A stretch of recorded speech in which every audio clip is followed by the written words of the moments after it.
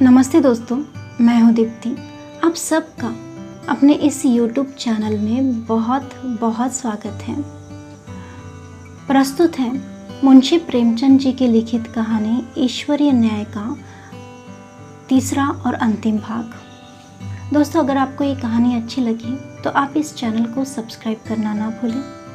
कहानी की शुरुआत करती हूँ। सत्यनारायण को अब अपनी जीत में कोई संदेह नहीं था। वादी पक्ष के गवाह उखड़ गए थे और बहस भी बहुत से सबूत से खाली थी। अब उसकी गिनती भी जमींदारों में होने लगी और संभव है वह कुछ दिनों में रईस कहलाने लगे। पर किसी न किसी कारण अब यह शहर के गणमान्य पुरुषों से आंखें मिलाते शर्माते थे। उन्हें देखते ही उनका सिर नीचे हो जाता था। वह मन में डरते थे कि लोग कहीं इस विषय पर कुछ पूछताछ न कर बैठे।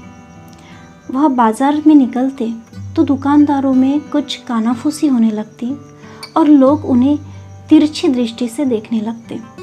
अब तक उन्हें विवेकशील और सच्चरित्र मनुष्य समझते थे। शहर के धनी मानी उन्हें इज्जत की निगाह से देखते और उनका बड़ा आदर करते थे। यद्यपि मुंशी जी को अब तक किसी से टेढ़ी तिरछी सुनने का संयोग नहीं पड़ा था, तथापि उनका मन कहता था कि सच्ची बात किसी से छिपी नहीं है।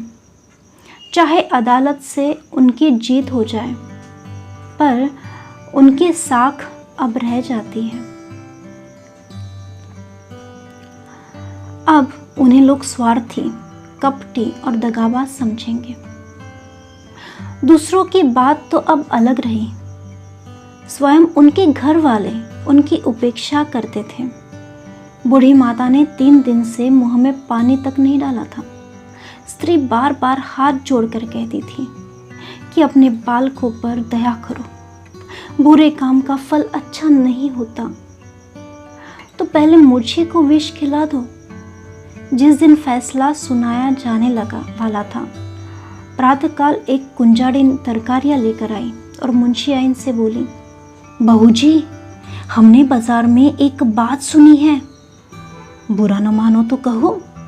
जिसको देखो उसके मुंह में यही बात है कि लाला बाबू ने जालसाजी से पंडिताइन का कोई इलाका ले लिया।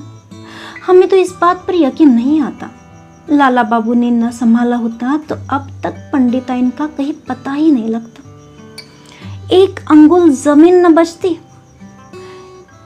इन्हें ऐसा सरदार था, उसको संभाल लिया तो क्या अब उन्हीं के साथ दगाबाजी करेंगे? अरे बहू, कोई कुछ साथ लाया है क्या जो ले जाएगा? यही नेकी रह जाती है। बुरे कर्म का बुरा फल मिलता है बेटा। आदमी न देखे पर अल्लाह सब कुछ देखता है। बहूजी पर घड़ों पानी पड़ गया। जी चाहता था कि धरती फट जाती तो उसमें समा जाती। स्त्रियां स्वभावतः लज्जा की मूर्ति होती है। उनमें आत्माभिमान की मात्रा अधिक होती है। निंदा और अपमान उनसे सहन नहीं होता। सिर झुकाए बोली, बुआ, मैं इन बातों को क्या जानूं? मैंने तो आज ही तुम्हारे मुंह से ये बात सुनी है। अच्छा बताओ, कौन सी तरकारियां हैं? मुंशी सत्यनारायण अपने कमरे में लेटे हुए कुंजाड़िन की बातें सुन रहे थे। उसके चले जाने के बाद आकर स्त्री से पूछने लगे, यह शैतान की खाला क्या कह रही थी? स्त्री ने पति की ओर मुंह फेर लिया और जमीन की ओर ताकते हुए बोली, क्या तुमने सुना नहीं? तुम्हारा ही तो गुणगान कर रही थी। तुम्हारे पीछे देखो, किस किस के मुंह से ये बातें सुननी पड़ती है और किस किस से मुंह छिपाना पड़ता है। मुंशी जी अपने कमरे में लौट आए। स्त्री को कुछ उत्तर नहीं दिया। आत्मा लज्जा से परास्त हो गई।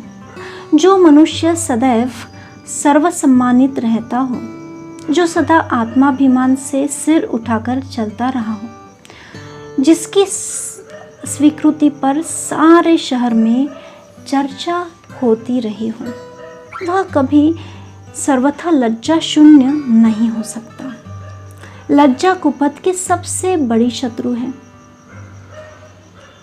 कुवासनाओं के भ्रम में पड़कर मुंशी जी ने समझा था, मैं इस काम को ऐसे गुप्त रीति से पूरा कर ले जाऊंगा कि किसी को कानों कान खबर नहीं होगी। पर उनका यह मनोरथ सिद्ध नहीं हुआ। बाधाएं आ खड़ी हुई। उनके हटाने में बड़े दुस्साहस से काम लेना पड़ा, पर यह भी उन्होंने लज्जा से बचने के निमित्त किया, जिसमें कोई यह ना कह सके कि अपनी स्वामिनी को धोखा दिया। इतना यत्न करने पर भी वह निंदा से बच नहीं सके। बाजार में सब्जियां बेचने वालियां भी अब उनका अपमान करती थी। कुवासनाओं से दबी हुई लज्जा शक्ति इस कड़ी चोट को सहन नहीं कर सकी। मुंशी जी सोचने लगे, अब मुझे धन संपत्ति मिल जाएगी, ऐश्वर्यवान हो जाऊंगा, परंतु निंदा से मेरा पीछा नहीं छूटेगा। अदालत का फैसला मुझे लोक निंदा से बचा नहीं सकेगा। ऐश्वर्य का फल क्या है? मान और मर्यादा। उससे हाथ धो बैठा तो इस ऐश्वर्य को लेकर क्या करूंगा? चित्त की शक्ति खोकर, लोक लज्जा सहकर, जन समुदाय में नीच बनकर और अपने घर में कलह का बीज बोकर यह संपत्ति मेरे किस काम आएगी? और यदि वास्तव में कोई न्याय शक्ति हो और वह मुझे इस दुष्कृत्य का दंड दे, तो मेरे सिवाय मुंह में कालिख लगाकर निकल जाने के और कोई मार्ग नहीं रहेगा। सत्यवादी मनुष्य पर कोई विपत्ति पड़ती है तो लोग उसके साथ सहानुभूति करते हैं। दुष्टों की विपत्ति लोगों के लिए व्यंग्य की सामग्री बन जाती है। उस अवस्था में ईश्वर अन्यायी ठहराया जाता है, मगर दुष्टों की विपत्ति ईश्वर के न्याय को सिद्ध करती है। परमात्मा इस दुर्दशा से किसी तरह मेरा उद्धार करे। क्यों न जाकर मैं भानुकुँवरी के पैरों पर गिर पड़ और विनय करूं कि यह मुकदमा उठा लो। पहले यह बात मुझे क्यों नहीं सूझी? अगर कल तक मैं उनके पास चला गया होता तो सब बात बन जाती, पर क्या हो सकता है, आज तो फैसला सुनाया जाएगा। मुंशी जी देर तक इसी विषय पर सोचते रहे, पर कुछ निश्चय नहीं कर सके कि क्या करें। भानुकुँवरी को भी विश्वास हो गया कि अब गांव हाथ से निकल गया। बेचारी हाथ मैल कर रह गई। रात भर उसे नींद नहीं आई। रह रहकर मुंशी सत्यनारायण पर क्रोध आता था।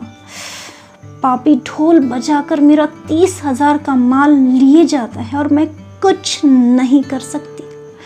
आजकल के न्याय करने वाले बिल्कुल आंख के अंधे हैं।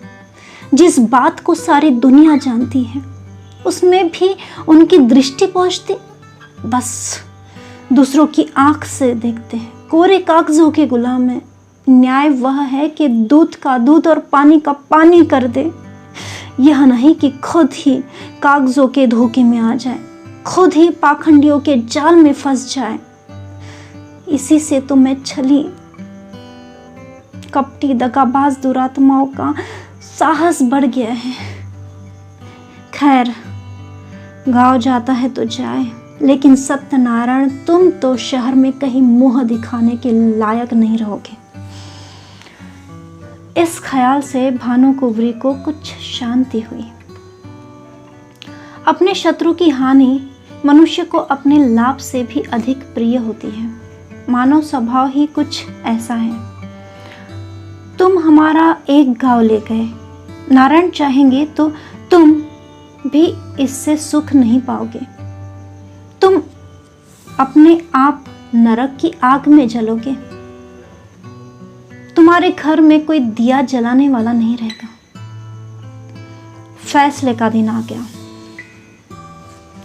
आज इजलास में बड़ी भारी भीड़ थी। ऐसे ऐसे महानुभाव भी उपस्थित थे जो बगुलों की तरह अफसरों की बधाई और विदाई के अवसरों पर ही नजर आते थे। वकीलों और मुख्तारों की काली पलटन भी जमा थी। नियति समय पर जज साहब ने इजलास को सुशोभित किया। विस्तृत न्याय भवन में सन्नाटा छा गया। अहलमद ने संदूक से तजबीज निकाली और लोग उत्सुक होकर एक एक कदम और आगे खिसक गए। जज ने फैसला सुनाया। दोनों पक्ष अपना अपना खर्च सह ले।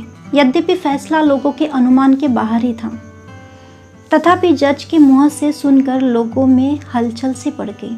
उदासीन भाव से इस फैसले पर आलोचनाएं करते हुए लोग धीरे धीरे कमरे से निकलने लगे। यकायक भानुकुँवरी घूंघट निकाले इजलास पर आकर खड़ी हो गई। जाने वाले लौट पड़े। जो बाहर निकल गए थे दौड़कर आ गए और कौतूहल पूर्वक भानुकुँवरी की तरफ ताकने लगे। भानुकुँवरी ने कंपित स्वर में जज से कहा, सरकार, यदि हुक्म दे तो मैं कुछ मुंशी जी से कुछ पूछूं। यद्यपि यह बात नियम के विरुद्ध थी, तथापि जज ने दयापूर्वक आज्ञा दे दी। तब भानुकुँवरी ने सत्यनारायण की तरफ देख कर कहा, लाला जी, सरकार ने तुम्हारी डिग्री तो कर दी, गाओ तुम्हें मुबारक रहे, मगर ईमान आदमी का सब कुछ होता है। ईमान से कह दो कि गांव किसका है। हजारों आदमी यह प्रश्न सुनकर कौतूहल से सत्यनारायण की तरफ देखने लगे।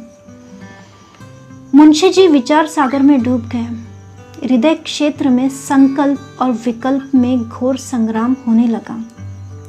हजारों मनुष्य की आंखें उनकी तरफ जमी हुई थी। यथार्थ अब बात किसी से छुपी नहीं थी। इतने आदमियों के सामने असत्य बात मुंह से निकल नहीं सकी। लज्जा ने जबान बंद कर दी। मेरा कहने में काम बनता था, कोई बाधा नहीं थी, किंतु घोरतम पाप का जो दंड समाज दे सकता है, उसके मिलने का पूरा भय था। आपका कहने से काम बिगड़ता था। जीती जिताई बाजी हाथ से जाती थी, पर सर्वोत्कृष्ट काम के लिए समाज से जो इनाम मिल सकता है, मिलने की पूरी आशा थी।